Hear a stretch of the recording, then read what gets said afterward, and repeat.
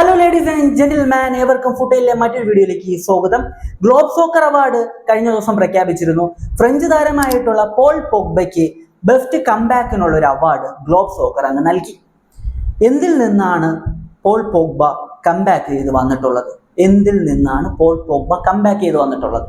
അദ്ദേഹത്തിന് പരിക്ക് പറ്റിയിരുന്നു, അദ്ദേഹത്തിന് ഫാമിലി ഇഷ്യൂസ് ഉണ്ടായിരുന്നു, അതോ അദ്ദേഹത്തിന് എന്തെങ്കിലും ഹെൽത്ത് ഇഷ്യൂസ് ഉണ്ടായിരുന്നു? ഒന്നുമല്ല, അദ്ദേഹത്തെ ഫുട്ബോളിൽ നിന്ന് ബാൻ ചെയ്തിരിക്കുകയായിരുന്നു. എന്തിനാണ് പോൾ പോഗ്ബയെ ഫുട്ബോളിൽ നിന്ന് ബാൻ ചെയ്തത്?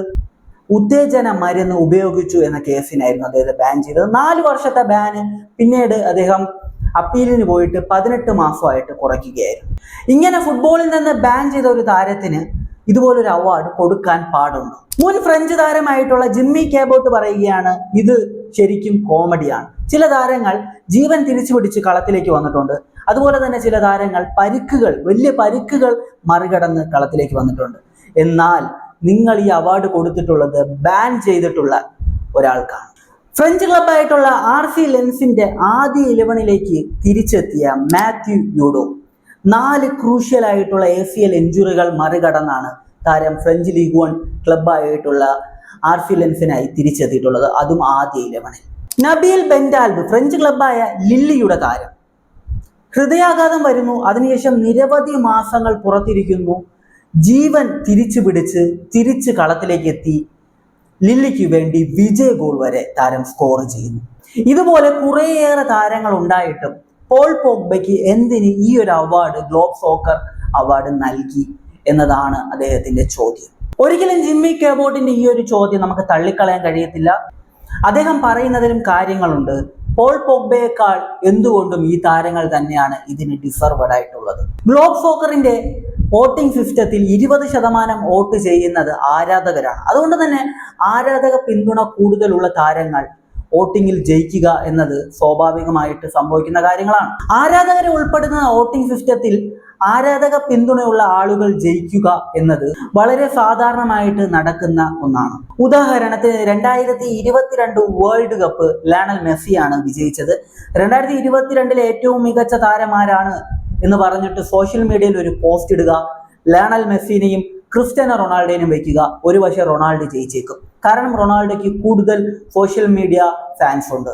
പോൾ പോഗ്ബയുടെ ഡൊപ്പൈൻ കേസ് എന്താണ് വിശദമായി നോക്കാം. 2023 ഒരു മത്സരശേഷമുള്ള ടെസ്റ്റിൽ പോൾ പോഗ്ബയുടെ ടെസ്റ്റിൽ DHEA കണ്ടെത്തുന്നു. DHEA ഒരു നിരോധിത പദാർത്ഥമാണ്. ഇത് ശരീരത്തിലെ ടെസ്റ്റോസ്റ്റിറോൺ കൂട്ടുന്ന ഒരു സബ്സ്റ്റൻസ് ആണ്.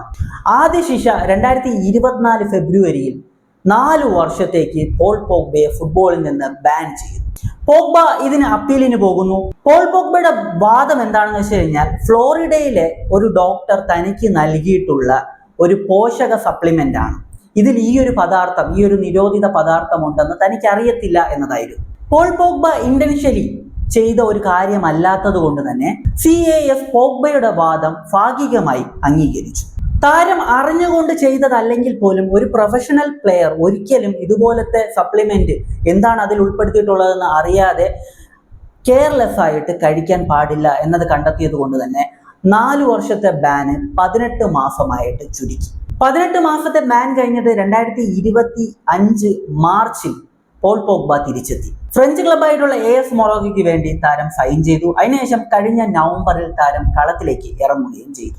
അറിഞ്ഞുകൊണ്ട് ചെയ്തിട്ടുള്ളതല്ലെങ്കിൽ പോലും താരം ചെയ്തിട്ടുള്ളത് ഒരു പ്രൊഫഷണൽ പ്ലെയറിന് ഒരിക്കലും ന്യായീകരിക്കാൻ പറ്റാത്തൊരു കാര്യമാണ്. ഈ രീതിയിൽ ഫുട്ബോളിലേക്ക് തിരിച്ചു വന്നിട്ടുള്ള പോൾ പോഗ്ബയ്ക്ക് ഇങ്ങനെ ഒരു അവാർഡ് നൽകിയതിനെ കുറിച്ചാണ് ഫ്രഞ്ച് താരം പറയുന്നത്. എൻ്റെ ഒരു ഒപ്പീനിയൻ എന്താണെന്ന് വെച്ച് കഴിഞ്ഞാൽ, പോൾ പോഗ്ബ അറിയാതെ ചെയ്ത ഒരു കാര്യമാണ്. അദ്ദേഹം അതിൽ നിന്ന് തിരിച്ചു വന്നു. ഈ ഒരു കാര്യത്തെക്കാൾ ഏറ്റവും വലുതായിട്ട് ഞാൻ കാണുന്നത് ഹൃദയാഘാതം, അതുപോലെ തന്നെ പരിക്ക്, ഇതിൽ നിന്നെല്ലാം മുക്തരായി തിരിച്ച് കളത്തിലേക്ക് ശക്തമായി തിരിച്ചെത്തിയിട്ടുള്ള താരങ്ങളെയാണ്. പോൾ പോഗ്ബയേക്കാൾ എന്തുകൊണ്ടും ഞാൻ ഈ വീഡിയോയുടെ തുടക്കത്തിൽ പറഞ്ഞിട്ടുള്ള 2 താരങ്ങൾ തന്നെയായിരുന്നു ഈ ഒരു അവാർഡിന് അർഹത പെട്ടിരുന്നവരെന്ന് എനിക്ക് തോന്നുന്നു. നിങ്ങളുടെ ഒപ്പീനിയൻ കമന്റ് ബിലോ. മറ്റൊരു വീഡിയോയുമായി കാണുന്നവരേക്കും ബൈ ബൈ വിത്ത് ഫുട്ബോൾ.